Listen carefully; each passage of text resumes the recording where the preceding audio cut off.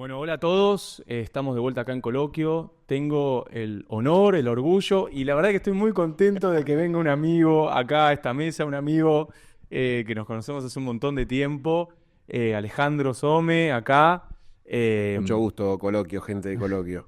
la verdad que sí, un honor tenerte acá. Gracias, gracias. Eh, bueno, esto lo habíamos charlado hace un montón de tiempo de que pudieras venir al programa y justo se dio bueno, que venimos en una corrida de pensar la vida, ¿no? La vida humana en el planeta, en Sí. la vida real. Eh, y bueno, arranco con el tema, ¿no? Que hace un par de días vi que es un tema muy recurrente que se charla en las redes sociales porque aparecen fotos, aparece esto, aparece lo otro, y es la casita, la casita antigua de 1800 al lado de dos mastodontes de edificios de no sé, 15 pisos. Y la gente empieza, hay que demolerlo, hay que conservarlo, la casa esa es una sobreviviente. Y mi primer pensamiento es, yo no sé si lo conseguís, eso es el resultado de una mala política urbana. Sí, hay algo de que es el resultado de una mala política urbana o una política urbana orientada hacia algún lugar. Porque por ahí para vos es mala, pero para algunas personas fue excelente, Claro. si lo analizamos en distintas variables. Pero si tomamos el ejemplo de una casa que resiste o una casa que a pesar de que la ciudad cambie, permanezca en ese lugar, lo que tenemos que hacernos, la pregunta que nos tenemos que hacer es como atemporal, se tiene que ir moviendo la cronología, ¿no? Es decir, ¿por qué esa casa estuvo ahí en algún momento? ¿Para quiénes era? ¿Por qué estaba ahí? ¿Cómo se construía? ¿Qué significaba que ese petit hotel esté en ese lugar? Y 150 años después es qué pasó con la ciudad, quiénes viven ahora en ese barrio, cuáles son los usos y costumbres de ese barrio, cambiaron, ¿en dónde vive la gente que vivía en ese petit hotel? ¿Sigue viviendo en ese petit hotel o se fueron y están en las afueras de Buenos Aires en barrios cerrados? Entonces, hay una política urbana que obviamente va en detrimento de que sigan existiendo comunidad tipológica, casas unifamiliares, en donde vive una sola familia, ya sea de 10 hijos como en ese momento, o hoy de 2 o ninguno. Pero creo que hay una pregunta que está por abajo de todos los señalamientos sobre esa casa, ¿no? Ya sea, es patrimonio, no hay que tirarlo, ya sea, demuélanlo, ya sea, mantenelo vos. Todas las preguntas, en lo que subyace atrás de esas preguntas es que no hay gestión sobre esas preguntas, Claro, ¿no? exactamente. Pues si vos decís, che, es patrimonio, bueno, ¿cuál es la gestión sobre el patrimonio? Che, hay que demolerlo, bueno, la primera pregunta es patrimonio eso? ¿Cómo se define el patrimonio? ¿Qué es el patrimonio? ¿Cuál es la gestión cultural después de definido el patrimonio? ¿Tiene sentido que esa casa en ese lote siga existiendo en ese lugar? Porque también podés hacer sacrificios en pos de la ciudad que querés para la mayoría de los habitantes. Porque quizás esa zona necesita una plaza, ¿no? O necesita una estación de subte. Y quizás tenés que hacer ahí una estación intermodal, justo en ese lote, en donde hay una casa que es patrimonial. Bueno, ¿por qué es patrimonial? Claro. ¿Porque nació el primer presidente o presidenta de Argentina? Bueno, es un caso patrimonial de análisis y tiene que permanecer. ¿Es patrimonial simplemente porque tiene más de 60 años y no pasó nada relevante que cuente lo que somos como sociedad? Es apto de demolición. Ahora, hay otra cosa que está por ahí atrás que tiene que ver con la gestión, que es qué tipo de ciudad estamos construyendo y quiénes viven en esa ciudad. Una vez que vos gestionás de una forma y cambia la población, tenés que tratar de reentender cuál es el entramado de usos y costumbres que se reconfigura por eso. Porque hoy mucho del debate es, veo una casa antigua y digo, persisten los usos y costumbres de esa casa o de ese tiempo en ese lugar. Y quizás no es así. Caso Puerto Madero, caso Palermo, caso un montón de lugares y barrios de Buenos Aires que se fueron gentrificando, algunos más rápido, otros menos rápido. Pero no hay una gestión de las identidades de los barrios, Claro, ¿no? claro. Ahí quería, porque generalmente yo digo que es como un fallido porque está eso sin resolver, ¿no? Sí, Y creo que una primer pregunta que nadie se hace, mi poca experiencia política tiene que ver justamente con organizaciones vecinales. La pregunta que yo me hacía en aquel entonces es, no importa, no solamente estoy hablando del edificio o de los edificios, y cuando hablo del edificio hablo de la construcción específicamente, de la casa o las casas, sino digo, ¿cuál es el patrimonio? No solamente físico que hay que cuidar, sino, ahí va, el cultural. Digo, ¿cuál es el estilo de vida que lleva a la gente en una zona determinada? Y si vos en el medio de una casa la demolés para hacer un edificio de 17 pisos, primero le mataste el jardín a todos, le estás haciendo pagar digamos, una externalidad negativa a gente que quería vivir de una manera y ahora porque, no sé, el avance de la modernidad o ciertas demandas obligan, entre comillas, al Estado a dar una respuesta a eso. Entonces, quizá el debate que yo siempre hago es, bueno, ¿es esa la respuesta que hay que dar? Digo, la respuesta a la demanda habitacional o el precio de las propiedades es, bueno, pum, edificio. Y la pregunta que queda es, ¿y la identidad del barrio? Y no lo digo desde el punto de vista conservador, lo digo desde calidad de vida, ¿no? De cómo se vivía en ese barrio. Nosotros creemos, ¿se vivía mejor o se vivía peor? Porque hay algunos barrios que, che, está re bueno vivir acá. Y mucha gente busca esa vida. Digo, ¿no sería ideal buscar que de forma cada vez más accesible la gente pueda tener esa vida? Digo, que más gente pueda tener una vida cerca del pasto. Sí, y el pasto es como el faro de esa discusión, Sí, ¿no? Es ¿no? como la metáfora por excelencia que resume a la calidad de vida. Pero principalmente para mí viene vos podés densificar una ciudad, podés proponer vivienda de alta densidad, vivienda apilada, sin ir más lejos, lo que hoy nos parece a nosotros un ecopatrimonial que cuenta la identidad de los barrios que son hoy, son las casas chorizo. Y las casas chorizo eran propiedad horizontal, es decir, eran propiedad horizontal de 3 o 4 viviendas que se apilaban en peine, en planta baja, quizás más terraza, con un pasillo. Y en ese momento ya había vecinos que decían, pará, me están viniendo 5 familias de tanos a vivir acá, y nosotros somos criollos. ¿Y qué pasa con la identidad del barrio? Hay algo que tenemos que entender también de las ciudades, es que propone un tejido que va mutando en el tiempo, Sí. ¿no? Ahora, ¿cuál es el problema con esa mutación? Es cuando es violenta sobre o los que habitaban ese lugar o violenta sin saberlo para los que van a habitarla, que es lo que está pasando un poco hoy cuando se reproduce solo un tipo de vivienda, ¿no? Es decir, bueno, solamente se pueden hacer monoambientes porque el código lo permite. No estamos hablando acá de la problemática económica macro ni de la problemática de acceso a la vivienda, ¿no? Tratemos de escindirlo de este punto porque si no no podemos debatir nada. Pero vamos a suponer que hay acceso al crédito, que la vivienda es relativamente accesible, ¿no? ¿Qué tipo de vivienda propone el código el código de edificación y el código urbanístico? Las dos juntas. Hoy en la Ciudad de Buenos Aires. Hoy en la Ciudad de Buenos Aires y puede ser en cualquier ciudad, ¿no? Porque lo termina regulando el Estado, eso con las normativas. Si vos proponés que, obviamente por un tema de accesibilidad, vos también apuntás a que los mercados de la vivienda se reduzcan lo máximo posible, vas a tratar de, para que dé tu negocio, meter la mayor cantidad de metros cuadrados vendibles, no de unidades, que ya hablar en esos términos determina que no estás hablando en vivienda como unidad, estás hablando en metros cuadrados vendibles. O sea, la única variable que interesa al mercado es simplemente esa. Ni siquiera para el consumidor es, bueno, voy a comprar un departamento de buena calidad, ¿no? Eso es algo que obviamente por el buen vivir lo llevamos, che, es luminoso, no hay ruido, no hay mucho tráfico, ¿no? Cosas que vos decís, bueno, hacen que la vida sea más apacible ahí.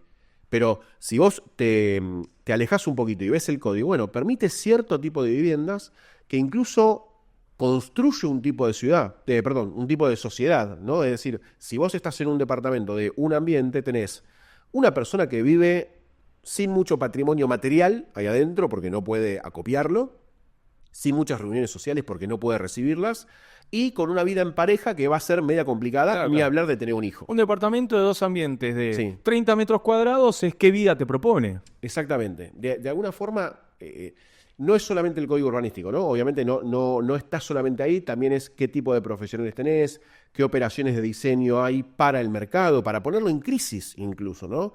Porque uno puede pensar vivienda mínima, pero que esté bien ventilada, que esté bien orientada, que permita ser expansiva quizás, que no sé, que permita incluso seguir siendo negocio para el desarrollo inmobiliario. O sea, yo trabajo con desarrollos inmobiliarios en el sentido de tratar de hacer que tengan buena arquitectura, que sean accesibles y que sean un negocio para el desarrollador. Es muy complicada esa y por lo general la que gana siempre es la última, porque es el actor más fuerte y el que en definitiva termina dando la luz verde para ese negocio.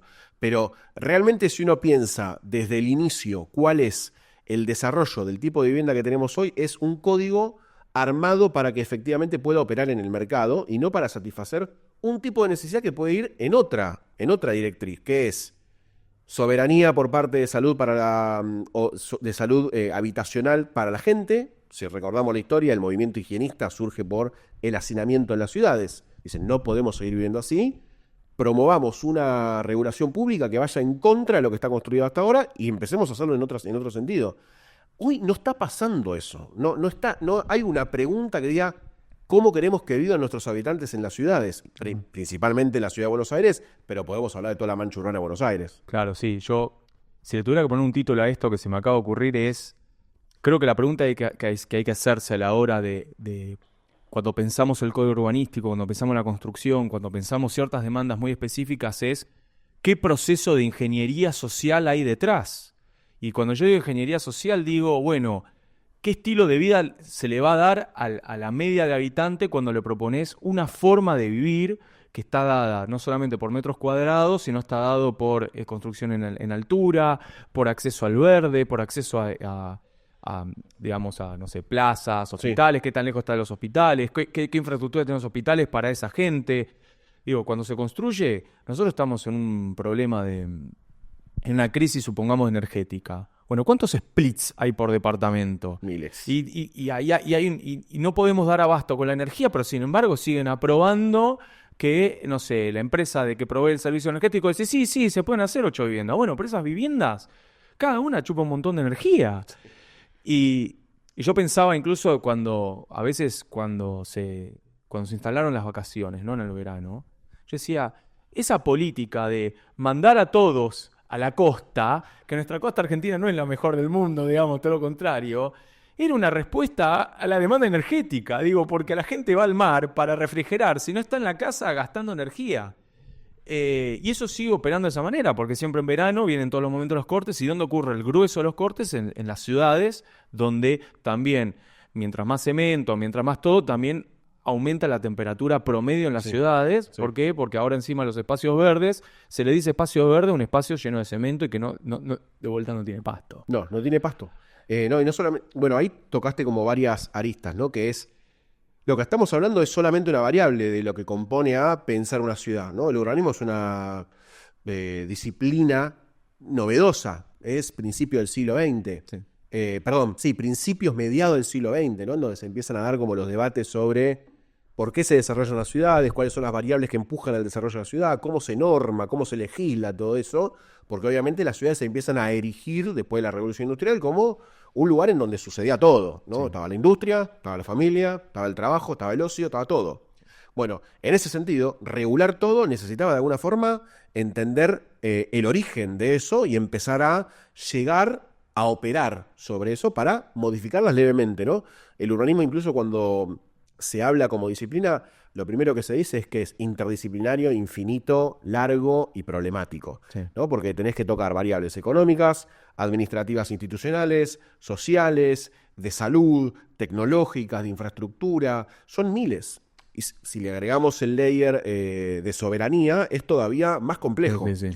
Porque incluso hoy, en donde ya la soberanía está como no solamente atado a los fusiles, ya es como un poco más complejo incluso, ¿no? Si tenés gente scrolleando TikTok todo el tiempo en un buen ambiente, ¿qué le pasa a esa persona? Total. ¿Y qué pasa con las ciudades? Total. Cuando el 50% de la población tiene problemas psicológicos por, no sé, la adicción a cualquier tipo de sustancia. Todo eso es complejo. Lo que nosotros estamos tocando ahora es una sola parte de eso. Y lo que vos hablás es sobre un poquito pensar la vivienda como la primera unidad de un organismo un poco más grande. Porque ahora está como muy en agenda comentar o hablar o estudiar el tercer lugar, que es algo que el argentino en general o la sociedad argentina lo tiene bastante incorporado, que es el café del mediodía y de la tarde, a la salida del trabajo o en el almuerzo, la plaza como lugar de esparcimiento después del colegio, los clubes sociales, todo lo que sea sociedades de fomento, que viene también de una escuela de los inmigrantes formando lugares para sostener su identidad. Por eso también hablo cuando viene una identidad nueva a un lugar, se puede absorber en el entramado de culturas del lugar, ¿no? De usos y costumbres. Hoy, por ejemplo, en el barrio en el que estoy yo, Loma del Millón, está cerquita Loma del Mirador, que tiene el 90% son tanos, ¿no? Cuando está, no me acuerdo cómo se llama el santo patrono de, no me acuerdo, San Benito, ¿es? Bueno, no me acuerdo si es San Benito o otro más, se escuchan los fuegos artificiales. Y yo le tengo que explicar a mi hija que es no, porque acá vino una gran oleada de inmigrantes y hoy son, los nietos son mis amigos. Entonces, hay una necesidad de reentender a las ciudades como algo que muta en el tiempo, no es estático, no es museístico, No, tal cual. va a variar, va a cambiar, pero de alguna forma tenés que evitar que sea violento ese cambio. ¿Qué es lo que está pasando hoy? Porque los actores que promueven ese cambio o que dirigen ese cambio son muy pocos y el Estado se corrió o se corre un poco por... una es ilegal y la otra no, ¿no? Un poco por sociedad, que esa sería como la ilegal, y otro, o la ilegal o la amoral, en realidad, ¿no? Y otro sería por inoperancia, ¿no? Las dos son malas, una se puede trabajar más que la otra, ¿no? Sí. O más rápido. Pero yo lo que creo es que el Estado hoy no está funcionando como un regulador en todos estos intereses y variables que explicamos, que son recontra complejos de operativizar en la realidad. No es sencillo, obviamente, definir cómo mantenés un usos y costumbres de una ciudad. Pero, por ejemplo, yo pienso, si el Estado de la Ciudad de Buenos Aires, en este caso, está regulando el espacio público y sacando manteros y gente que vende palta. Por otro lado, está con un control cada vez más estricto en los bordes de la capital federal. Por otro lado, con este nuevo código de edificación, proponen que cada vez construyan menos actores en la ciudad de Buenos Aires. Y hay un control más estricto sobre las actividades en vía pública. Esto es San Cayetano. Tenés un banner que dice San Cayetano, Gobierno de la Ciudad de Buenos Aires. Ya no son más los vecinos autogestionados y la parroquia que se tienen que juntar casi por ósmosis a decir festejemos San Cayetano. Es el gobierno de la ciudad que audita cómo se ocupa ese espacio público. Entonces, si yo voy pensando todas esas variables, pareciera ser como que hay un principado, ¿no? Una construcción de un principado.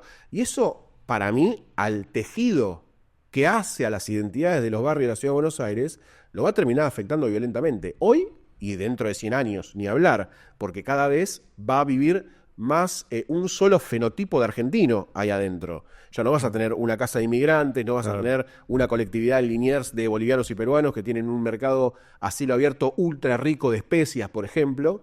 Entonces hay un montón de cosas que se pierden cuando vos querés hacer cada vez más homogéneo, no solamente el tejido social, sino el tejido urbano, ¿no? Me parece que va por ese lado y hay un peligro en donde se puede perder lo que hoy es lo que se esgrime como argumento para cambiar el código, ¿no? Es un toque extraño toda esa mezcla. Tengo dos preguntas. Sí. A mí me interesa mucho cuál es tu opinión del nuevo código urbano y quizás si se puede compararlo con otros casos. Pero me quedé pensando un poco en todo esto del tercer lugar, que obviamente se asemeja a muchas cosas que a mí me seducen en general, ¿no? Yo soy una persona que cree que lo que tiene que favorecer el tejido urbano es a la socialización, ¿no? Y el aislamiento, ¿no? Sí. Que la alternativa urbana de las personas que dicen hay que dar respuesta al precio y a la demanda habitacional, para mí se resuelve, bueno, que cada uno tenga un cubículo de 2x2 y vivimos en un espacio neosoviético, si se quiere. Pero dijiste algo que me interesó mucho y es que hay Estado, porque evidentemente no se trata de presencia o no del Estado, sino de la calidad en la que interviene el Estado. Sí. Porque estamos hablando de que en realidad hay mucha intervención del Estado a la hora de crear como esta especie de principado, pero es una intervención del Estado nociva. Sí. Y creo que eso se vincula un poco con esto del Código Urbano. ¿Cómo se relaciona? ¿Cuál es el principal problema del Código Urbano y cómo se vincula con este Estado grande que creó la Ciudad de Buenos Aires, a diferencia de quizás de lo que muchos creen, Sí. que es un Estado muy presente? Sí. Aclaro que creo en el Estado presente en este sentido, ¿eh? Pero es por eso me interesa esa. No, la señalización que hiciste sobre la calidad de la regulación es esencial. Si yo tengo un Estado que es principalmente punitorio, sobre toda la cadena de elaboración de un inmueble, como para ponerlo en términos tangibles, ¿no? Voy a hacer una vivienda, nosotros estamos haciendo un montón de vivienda acá, estamos haciendo vivienda unifamiliar en tejido urbano no densificado. Te piden la misma regulación que a IRSA.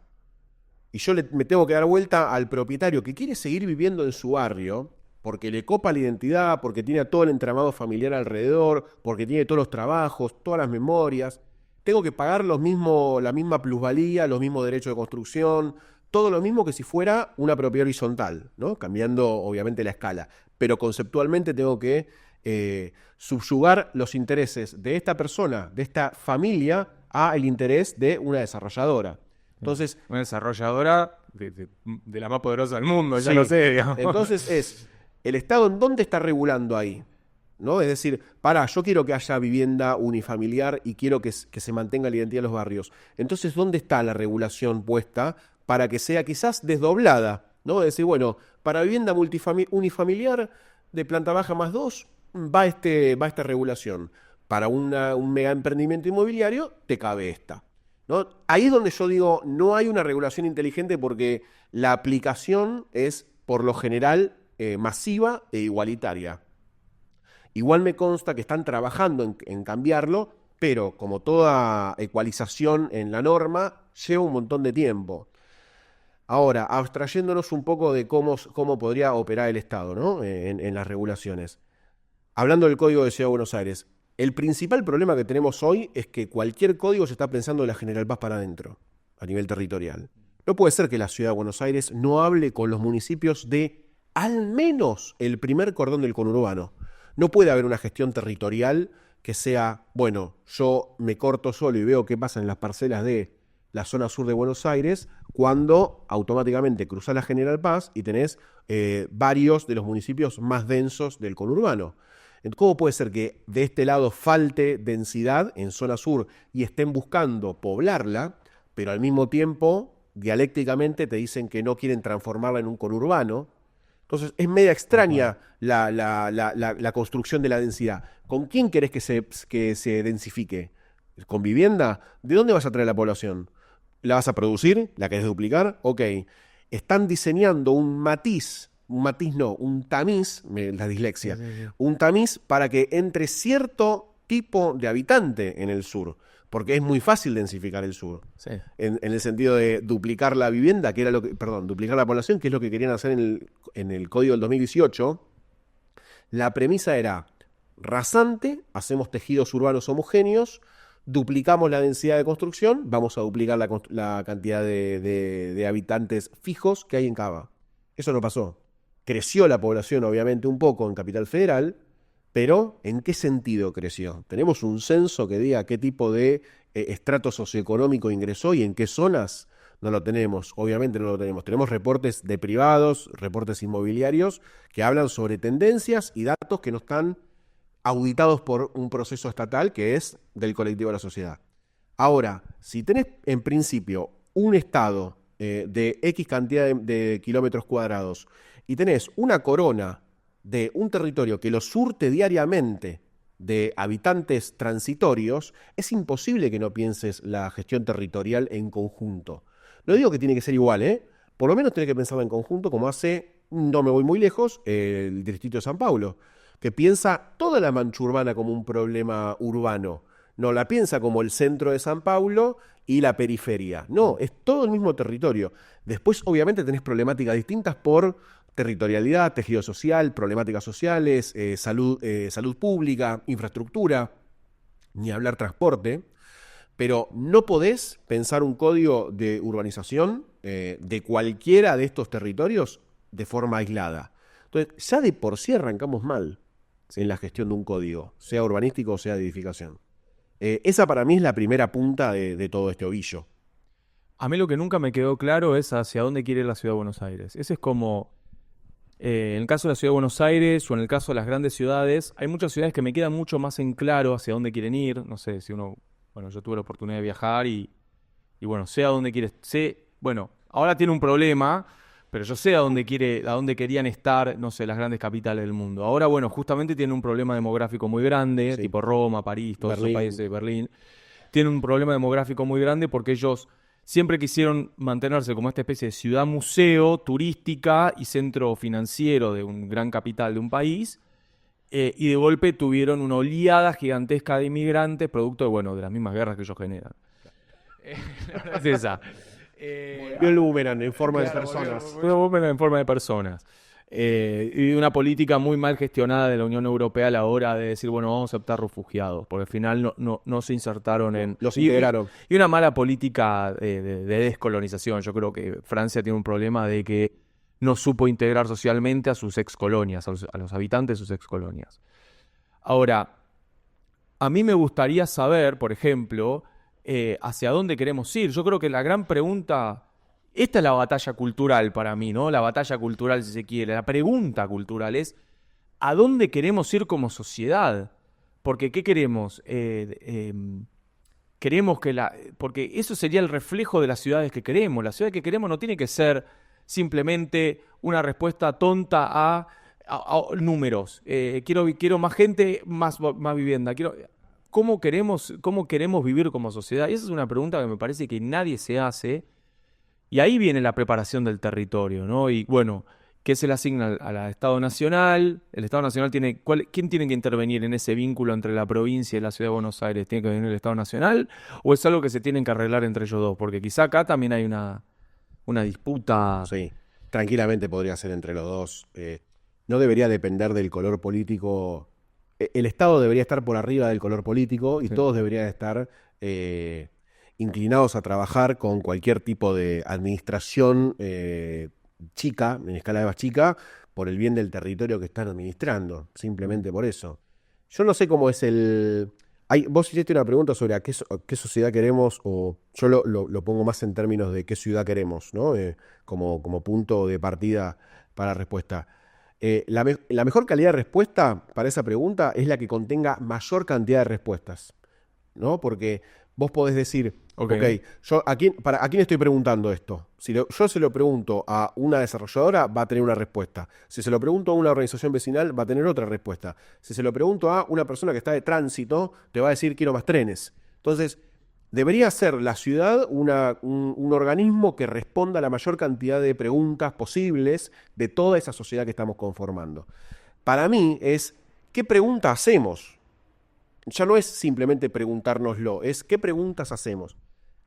Si vos lo pensás vas cambiando de escala para esa pregunta, a mí me gustaría pensar, por ejemplo, en qué tipo de preexistencias tenemos.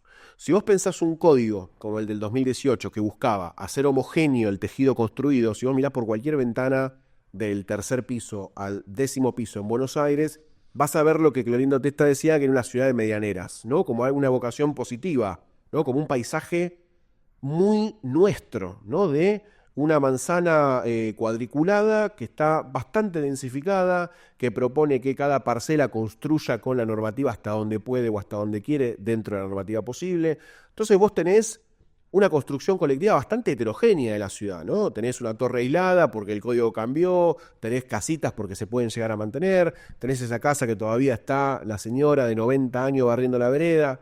Todo eso es parte del entramado que no es solamente la Ciudad de Buenos Aires, es entramado de todo el conurbano. Es muy parecido el conurbano a Capital Federal, quiero decirle a la gente que vive en Cava o a esa cámara. Pero es bastante parecido. Si yo hago un zoom out del Google Maps, que es muy interesante, vos vas a Oregon, haces zoom out de la zona urbana en donde están las viviendas y los hábitats domésticos, no ves más nada que un gris. Sí. Y de vez en cuando algunos manchones de grandes programas, como universidades, supermercados por todos lados, y no hay más nada. Si vos haces un zoom out en el Google Maps de cualquier lugar del conurbano, vas a ver un infinito crisol de puntos, desde un lugar en donde hacen manicura hasta una panadería, un taller, una librería. Bueno, eso es el tejido que tenés para generar la pregunta. Porque si vos no tenés sí. Eso como base, vas a generar una pregunta y vas a cuajar con cualquier respuesta. Como por ejemplo, hagamos homogénea la rasante de todos los edificios de Buenos Aires. Es imposible, no tenemos ni siquiera el poder económico para que todas las desarrolladoras privadas y el Estado de Argentina hagan homogéneo Buenos Aires. Y por otro lado, ¿querés un tejido homogéneo? ¿Querés Hong Kong en este sentido? Es como un tejido homogéneo, es todos monobloc de Hong Kong dando un pulmón de manzana que va a tener 30 metros de profundidad. Abajo te va a crecer musgo nada más. Sí, sí. Entonces, ni siquiera tiene que ver con el tipo de vida, obviamente de tradición más mediterránea que tenemos en Argentina, por no solamente el origen de la colonización del suelo, sino también por la propia apropiación que tenían las poblaciones aborígenes sobre nuestro suelo. Estamos hablando ahora de Buenos Aires más que nada, ¿no? Pero también sobre todo las olas de inmigrantes que fueron viniendo en este lugar, que fueron instaurando una suerte de vida como de domus italiana, de casa griega, incluso de casa islámica, por el tema del uso del patio, la regulación climática, del aljibe, el agua, ¿no? Hay un montón de Estamos llenos de aljibes, eso la gente no sabe. Se enoja con los musulmanes, estamos plagados de cultura árabe en la Argentina. Una vez que entiendas ese entramado heterogéneo, es imposible que vayas a una pregunta en orientación a hacerlo homogéneo, que es lo que está pasando hoy con Cava, me parece a grandes rasgos, con el Código Nuevo. Sí, yo pienso, y acá sí me voy a poner como muy incisivo en algo, y es, te van con la de la heterogeneidad, lo entiendo, pero para mí el gran problema que tiene el Código Urbano de la Ciudad de Buenos Aires de hace un par de años es esta idea del otorgamiento de excepciones. Porque si vos respetás el código, está todo bien, pero generaron un mecanismo para no respetar el código que lo articulan ellos mismos. Ese Estado Principado, que me encantó el concepto, te dice, yo te generé un código que yo voy a decidir en qué momento no se respeta, charlando con el actor que quiere no respetarlo. ¿Sí? Y eso para mí es, o sea, no quiero que lo diga vos, lo voy a decir yo, eso es corrupción, eso es corrupción. Entonces ahí es donde uno ve, para mí, el gran problema del entramado de las ciudades y por qué yo creo que los códigos urbanos están todos bien, pero generan el mecanismo para no respetarlo. Sí. Entonces, digo, no estamos, y ahí yo te banco en lo que vos decís, más allá de la vara que usan legalmente para el pequeño y el gran constructor, a IRSA, que se sienta con un poder y una espalda política, económica, se puede sentar a negociar con el Estado y pedirle las excepciones. Sí. El pequeño constructor que quiere hacer una casa no puede pedir nada, y entonces ahí se produce lo que yo considero como un mercado desleal. Sí. Y no es leal el mercado en la ciudad de Buenos Aires, y esa falta de lealtad a la hora de decir, bueno, pero es competencia. No, no es competencia, porque uno se sienta a hacer, y obviamente que la torta para repartir, cuando vos haces un edificio de 20 pisos en una zona donde son un piso, 2 pisos, de golpe aparece una torre, ahí hay mucho para repartir. Sí. Entonces, claramente se ve la naturaleza, en este caso de la corrupción, se ve porque están haciendo algo que tiene mucho para repartir. Y eso también yo creo que es, a mi entender, lo disfrazan de como capitalismo, avance, desarrollo. Yo digo, bueno, ahí es donde en general, a mí en lo personal, no me cierra, porque creo que el gran problema es que nunca se respetó el código, al revés. Sí. Y dicho eso, creo que yo creo que este ejemplo sirve para pensar también todas las ciudades de la Argentina. Digo, cuando hablamos de territorio, creo que lo que hace falta también, y eso es algo que es como que si la ciudad de Buenos Aires fuera la selecta a la ocupación territorial por la falta de política de desarrollo que hay en el resto del territorio. Sí. Porque tranquilamente podríamos hacer todos esos... hay mucho espacio libre en la Argentina. Muchísimo. Como para tener que estar, lo que yo digo generalmente, refritar. ¿Qué significa agarrar una zona que ya está más o menos establecida, que sabe que los metros cuadrados te va a dar, y hacer una torre y vender por el mismo valor del metro cuadrado una torre de 30 pisos? Bueno, tu ganancia es millonaria. Ahora, ¿no debería generar el Estado los incentivos para hacer eso mismo en una zona inhóspita, como me imagino, la conquista del desierto de los yanquis? Sí. Ahí vos decís, bueno, tenés tanto territorio, ¿no habría que generar que IRSA, por ejemplo, que tiene esa espalda, digo, bueno, no podés hacer una gran ciudad en un territorio totalmente despoblado que no sirve, no sé, para la pampa gringa o no, digo, no se puede hacer nada? Bueno, no podemos pensar como el proceso de digamos, de dejar de hacer desiertas ciertas zonas, generando polos urbanos como fue, no sé, Silicon Valley, me eso imagino. depende mucho, o sea, hay varios temas ahí. Vamos a arrancar del principio. Los convenios urbanísticos distorsionan todo, porque no solamente distorsionan cómo los actores se comportan en la negociación ante el Estado y con el Estado, porque a todos nosotros nos toca ir o a mesa de entrada y a una audiencia pública, en donde por lo general las audiencias públicas no tenés este debate de forma honesta, ¿no? Porque a veces tenés gente incluso exponiendo que tras bambalinas se saben que o aceptó un bolso o aceptó una coima a cambio de un piso, ¿no? En un lugar, un desarrollo, y distorsionó todo un barrio. Entonces, tenés que escuchar al mismo tiempo que se están juntando con organizaciones vecinales para sostener la identidad de los barrios, pero también está habilitado la ventanilla para aceptar cualquier dádiva para poder hacer un convenio urbanístico. Ya ahí va como por también una cuestión de una crisis moral, ¿no? Que hay en donde, nada, dejemos de robar por 2 años. Lo que decía Aldo Rico, volvemos a Aldo Rico que Sí. robaban un montón. Nada, dejar posta, tratar de entender cuál es tu lugar como gestor, no quiero decir gestor municipal porque tiene otra connotación, Sí. pero gestor de lo público, ¿no? Decir, bueno, yo estoy construyendo espacio público. Si tengo que poner un caso, bueno, no voy a decir la zona porque si no van a rastrear todo, pero hay muchos casos de torres en Capital Federal. Torres, estamos hablando de 1, 2, 3 o 4 manzanas o conjuntos de torres, en donde, porque por lo general uno dice, bueno, deja que construyan, ¿por qué rompen tanto las pelotas? De última están construyendo, están haciendo cosas. Bueno, joya.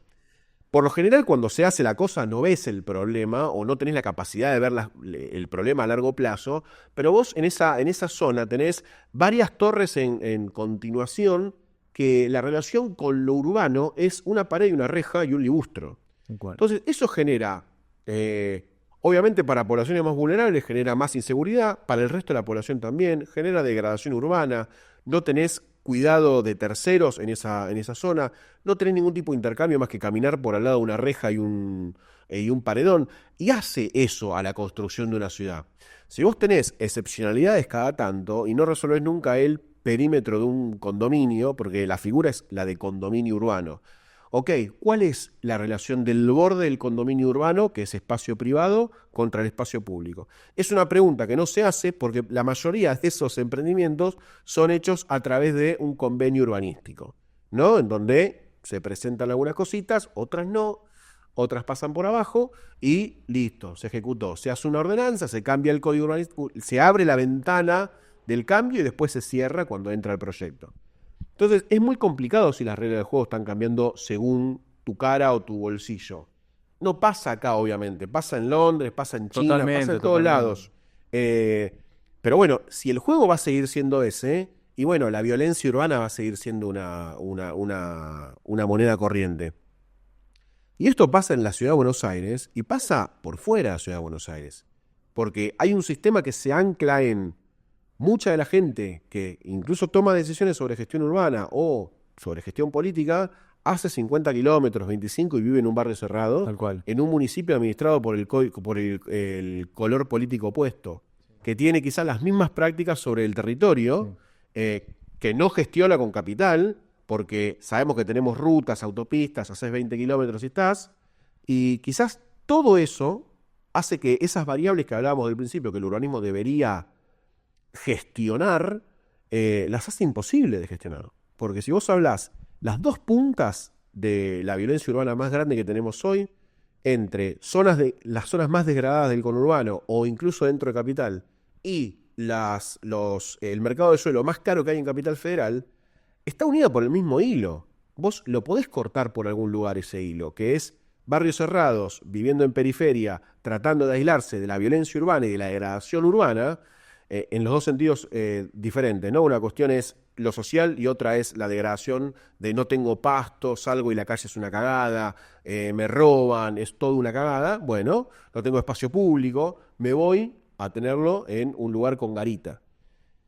Esas dos expresiones son parte del mismo problema, que es no sabemos qué pregunta hacernos y si lo supiésemos no la haríamos para saber qué ciudad queremos, para que contenga a la persona que hoy está viviendo en una villa, en un barrio popular, en un barrio degradado, pongan el nombre que quieran para que no se tomen de semánticas, sí. Y también viva la persona que quizás administra una industria, tiene un conglomerado de empresas, Galperín, O sea, Galperín debería vivir en Recoleta, qué sé yo, que viva en el barrio más rico de Capital Federal, pero que viva en la ciudad, para que baje y se cruce con la vieja que va con el chango a la verdulería. Ese me parece el modelo de sociedad más querible y que más tiene que ver con nosotros. Además. Totalmente de acuerdo. Para mí el punto central es qué sociedad somos antes de la que queremos. Porque si no, vas a estar destruyendo absolutamente todo lo que supimos conseguir, como diría el himno. El himno, sí, te banco en esa a full. ¿Deberíamos mudar la capital federal? No, ni en pedo. No rompamos las pelotas. No, porque también dicen que es una gran fuente de esta centralidad económica, financiera, política de la Argentina. Es como demasiado. Tengo un ejemplo de no funcionar que es Brasilia y San Pablo. Bueno, sí. San Pablo dijo, fuck Brasilia, nosotros somos San Pablo, la capital real del país es San Pablo. Y la construyeron y la hicieron, y Brasilia es un centro administrativo, que hoy tiene obviamente tiene un conurbano, Brasilia, que no tiene nada que ver con el sistema de palacios y el sistema administrativo. No lograron mucho con ese cambio. Fue una gesta política increíble, fue hermoso, los edificios están buenísimos, está buenísimo todo, pero realmente el centro bursátil y financiero de Brasil es San Pablo, y el centro turístico y de exposición cultural al mundo es Río. ¿no? Río, que Río. tienen una Qué lindo Río. Es hermoso Río, pero tienen una dicotomía ahí, ¿no? Sí. Entre San Paulo y Río. La persona que va a San Paulo dice, yo no sabía que este Brasil existía. Para mí estaban todos bailando samba, Sí, tal cual, tomando tal cual. coco. La burguesía, la burguesía. Claro, y en la playa, ¿viste? En chancleta. Y no es eso Brasil. Brasil es Río y Brasil es San Paulo. Sí, sí. Y en el medio está complejidad, Brasil. esa Es esa complejidad que no tienen totalmente resuelta, pero que efectivamente están. Yo no sé si es por la densidad demográfica, porque ellos tienen una densidad demográfica mucho más avasallante. Si no la tratan, Sí. el paso siguiente es el caos total. Bueno, siempre están al límite, siempre estuvieron al límite. Yo Siempre los estuvieron al admiro límite. mucho porque realmente han sabido manejar cosas muy, digamos, el tejido demográfico de Brasil es difícil y, Sí. y lograron ser una potencia. Digo, hay Sí. algo ahí, una potencia económica regional seguro. Me interesa saber cuál es la visión, si vos tuvieras ahora, te digo, bueno... El SimCity. Sí, yo digo, el futuro dentro de 10 años, próximo un gobierno llama y digo, quiero escuchar el modelo de desarrollo urbano de Alejandro. Lo primero que tenés que hacer, fuerte y al medio, es un censo excelente de la población y después un censo de todas las variables que componen la operación para entender qué pregunta te tenés que hacer, ¿no? Es tejido social, composición de los tejidos sociales, infraestructura, potencialidades externas e internas, tipo un FODA, y tener datos. Lo primero que tenemos que hacer es tener datos. Pues no hay buenos datos. No hay buenos datos. O sea, vos tenés datos recabados de diferentes censos que son buenos, que estuvieron muy bien hechos, pero que ya están anticuados. Más que nada hablando de pospandemia. Más que nada hablando de pospandemia, porque muchas variables sociales cambiaron con la pandemia. Entonces tenés que hacer un censo nuevo y para poder saber qué operación tenés que hacer. Después de eso, para mí lo principal es tener datos. Es realizar una estrategia con esos datos. Es, ok, ¿qué nos conviene? Si vos me decís, Ale, vos no querés mudar la capital, pero lo que más nos conviene por estos datos es mudar la capital, yo te voy a decir, tenés razón. ¿Por qué? Porque estás avalado con datos. Está bien. O por lo menos podés argumentarlo. Me gusta. Si vos me venís y me decís, enracemos la ciudad de Buenos Aires. ¿Por qué? ¿Para qué? ¿Para quiénes? ¿Qué lográs? ¿Qué no lográs? ¿Quién pierde? No me podés contestar ninguna pregunta, más que desde una elaboración propia o con datos muy sesgados. Si esta es la pila de datos, no hay ninguna pregunta que no pueda ser respondida con estos datos, avancemos con esa decisión. Más allá de eso, yo creo que tenemos que repensarnos territorialmente. A nivel nacional. A nivel nacional primero, pero eso me excede a mí, porque a cada provincia que vas tienen problemas muy similares en las densificaciones urbanas. Rosario, Santa Fe, Bariloche. Córdoba, Bariloche, todos los centros urbanos, como decís, che, esto se está desarrollando, vas a tener una centralidad que se empieza a degradar, Sí. tenés una periferia rica, algo de pobreza que vive entre la periferia rica y una periferia pobre. Esa triangulación tiene que dejar de suceder, porque está sucediendo en todo el país. Tenés un país como cartelizado a nivel territorial. Y es peligrosísimo, porque tenés como una sociedad de guetos que cada vez se desencuentran con más intensidad y rapidez. Ah. Y no, eso no somos nosotros. Bueno, sí, voy a hacer una Sí. disgregación poética, filosófica. A ver. Bueno, ahí está la construcción del negro, ¿no? Porque en Argentina el villero, el negro, realmente no siempre son de ese color, pero está esa guetización que se fue haciendo paulatinamente, genera esa figura, la estamos generando. Y es lo que acentúa la rivalidad entre ciudadanos, que es lo que yo generalmente detesto, cuando todos vivimos en la misma sociedad, pero tal cual lo que vos decís, se genera ese gueto, y ese gueto es lo que genera la figura me imagino en Francia, del musulmán, ¿no? Del otro, de la Del otro, otredad, sí, la otredad. Por eso yo digo, es muy importante pensar qué sociedad queremos, porque el modelo urbano es lo que está dando forma a los conflictos sociales Sí. y a las rivalidades sociales y a la construcción de las otredades. Sí, y que hoy a ver, nosotros como, para mí el espíritu argentino es pacífico y es integrador Sí, por voluntad sí, propia. sí, sí. No tenemos conflictos tan graves como en Estados de Unidos, acuerdo. ni hablar en las sociedades europeas que tienen muchos más años no sé si ponerlo en términos de rivalidad, sino ya de odio, ¿no? Sí, Incluso hacia otras etnias y otras sociedades. Nosotros eso no gestamos Argentina con eso. No, Yo creo que lo que tenemos que evitar es que se importe esa estoy dinámica. totalmente de acuerdo. Y la sí. mejor forma para no importarlo es desde una resistencia urbana, ¿no? Es decir, Me encanta. porque incluso la mayoría de la población argentina está urbanizada. Sí. Yo me pregunto, ¿hace cuánto no se funda un pueblo en Argentina? Bueno, ¿quién se hace esa pregunta? ¿Hace cuánto no se hizo un pueblo nuevo en Argentina y por qué no se hicieron pueblos nuevos? Los pueblos, ¿por qué se hacían? Mirá, vino un poblador, hicimos una estación de tren, apareció un recurso natural, una empresa se mudó, algo sucedió y alrededor de eso se empezó a conformar un pueblo. Después empezaron a aparecer barrios, empezaron a aparecer identidades.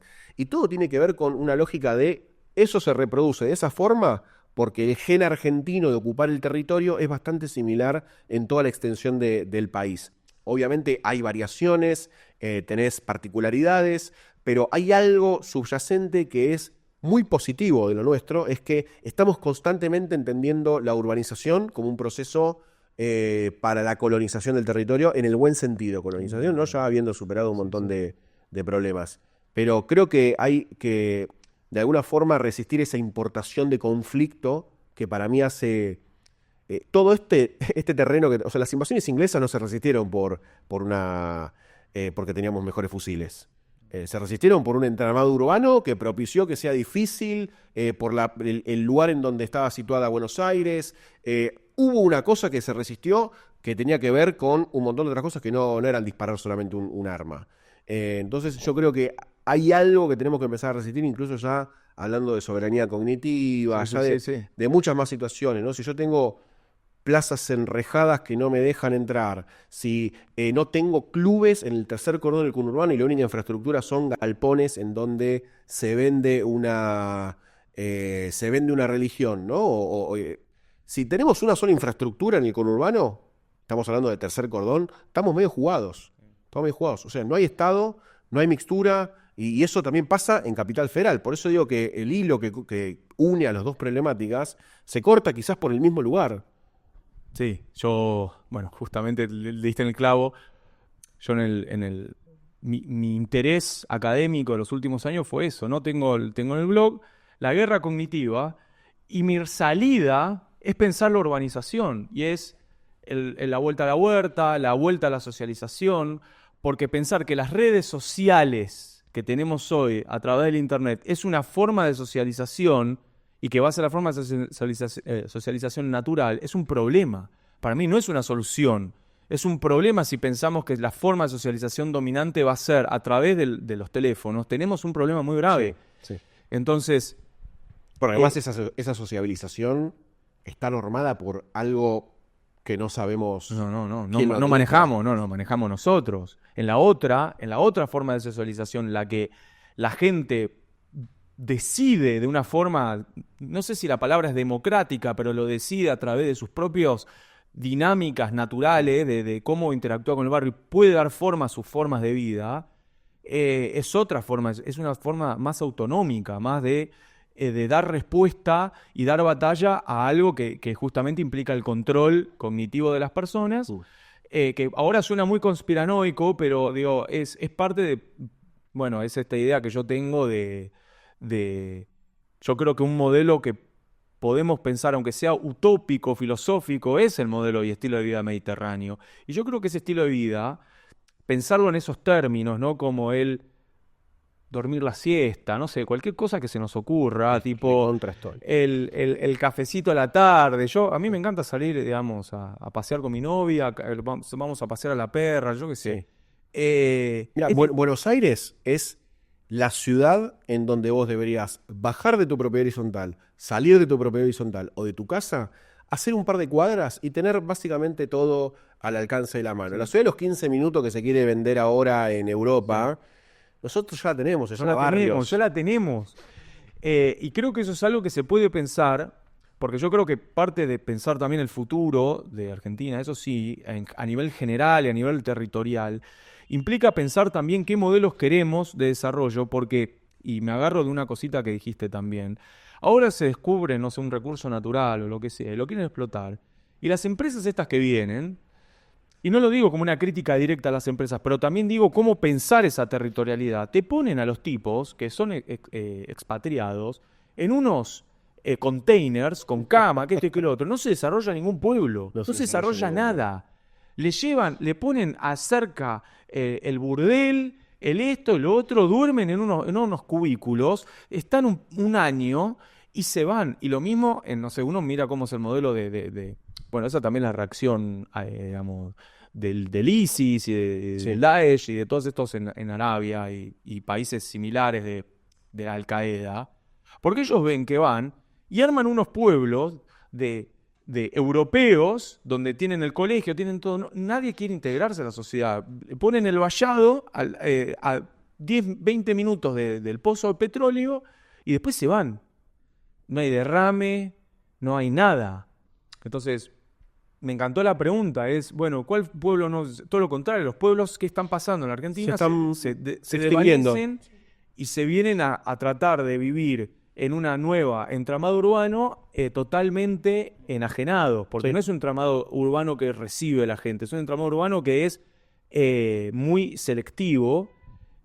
Y la respuesta de hacer más edificios en zonas de alto nivel adquisitivo no lo resuelve. No, no lo resuelve. Incluso no lo resuelve y por lo general lo que te dicen cuando vos hablás sobre estos temas es no podés tener un pueblo con la pulpería todavía. Y nadie está diciendo que el modelo es tener pueblos Tal con cual, pulperías. tal cual. ¿No? Es tratar de entender cuáles son los entramados urbanos, cuáles son las variables que lo formaron o que lo direccionaron y ver incluso cómo podés trabajar sobre esos vectores.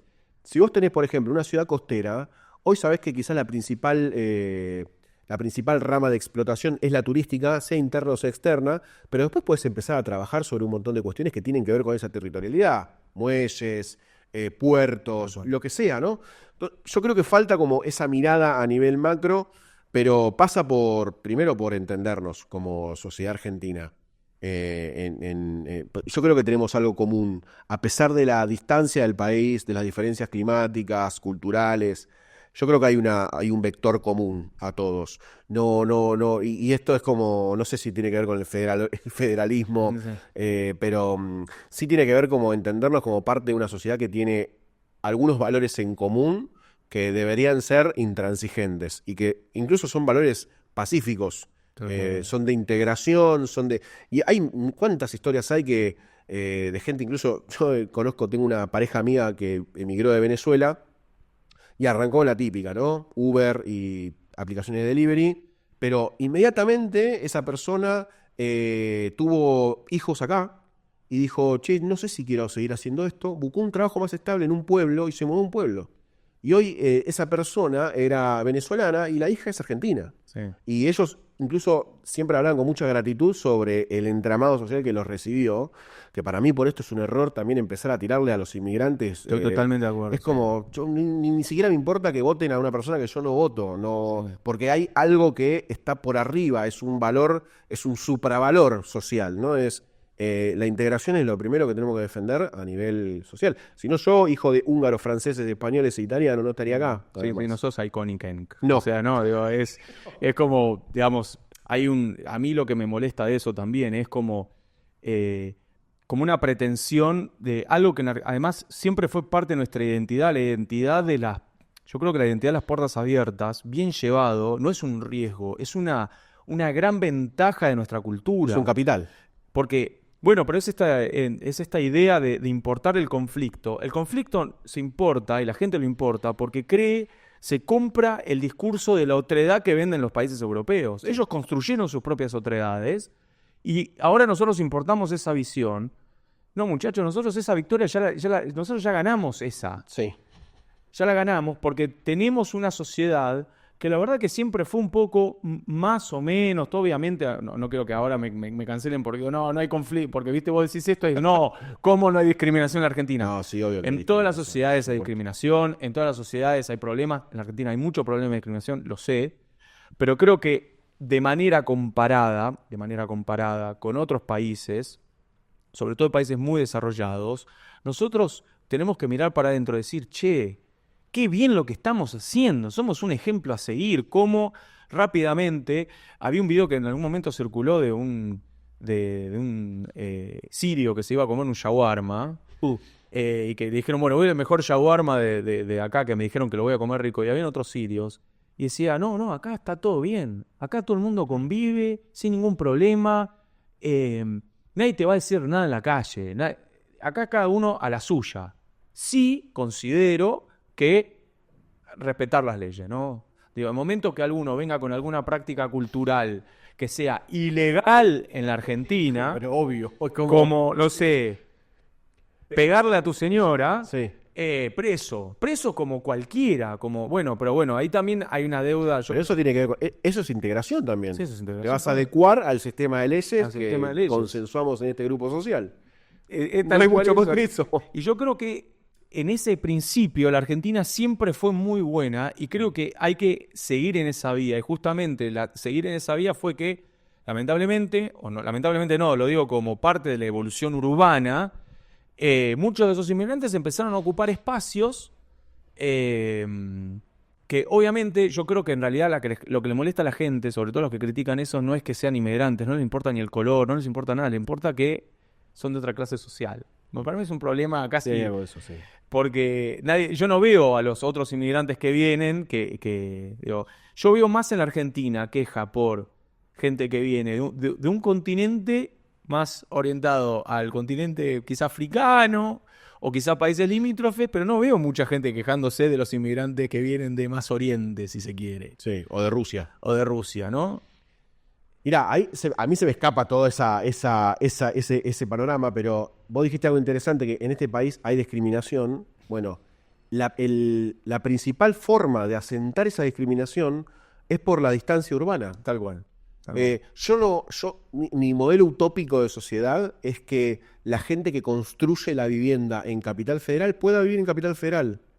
Porque si vos, es como el dicho, una ciudad sana es la ciudad que permite que el abuelo vaya caminando a la escuela con su nieto. Sí. Bueno, para mí una ciudad sana es que la gente que la construye viva en el lugar que la construye.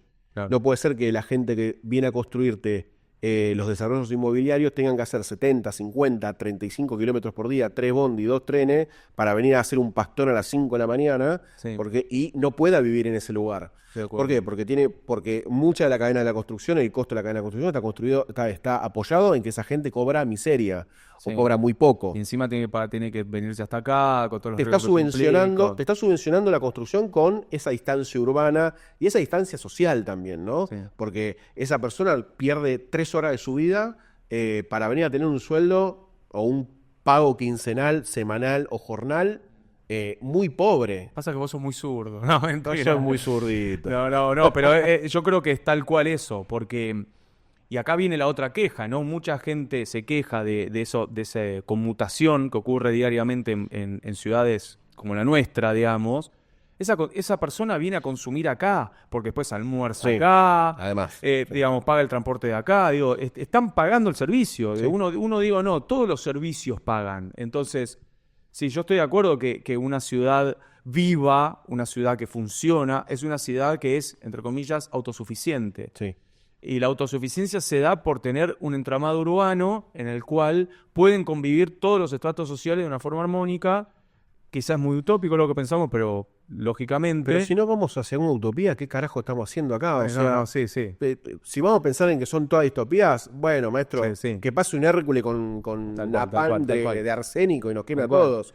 Estamos tratando de construir una sociedad mejor en todas las variables Sí, que pero podemos. ahora fíjate la paradoja de mucha gente, y no lo digo, no quiero que se enojen conmigo, pero muchas personas eligen vivir en la periferia, cerca del pasto, que esto y lo otro, Sí. porque no quieren vivir en la ciudad degradada, Sí. pero viven a muy poca distancia de la persona que vive en una situación de mayor vulnerabilidad y se encuentran en la ciudad. Sí. O sea, se encuentran en la ciudad, uno como quizá como patrón, el otro como empleado.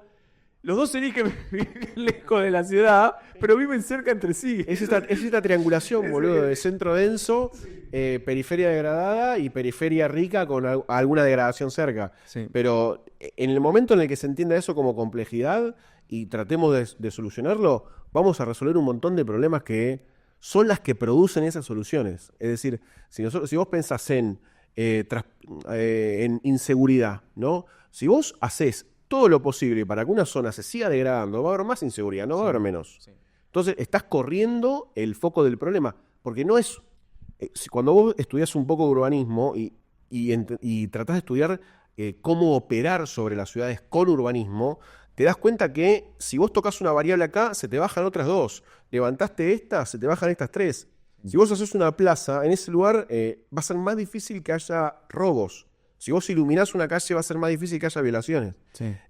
Si vos vas a San Pablo cada 3 años, hay constantemente estaciones intermodales que avanzan sobre la periferia, porque entienden que si hay un flujo de gente que va y viene de la periferia al centro, tiene que ir y venir de la mejor forma posible. Tiene que llegar descansado al lugar de trabajo y tiene que llegar descansado a la casa para tener una buena vida en la casa.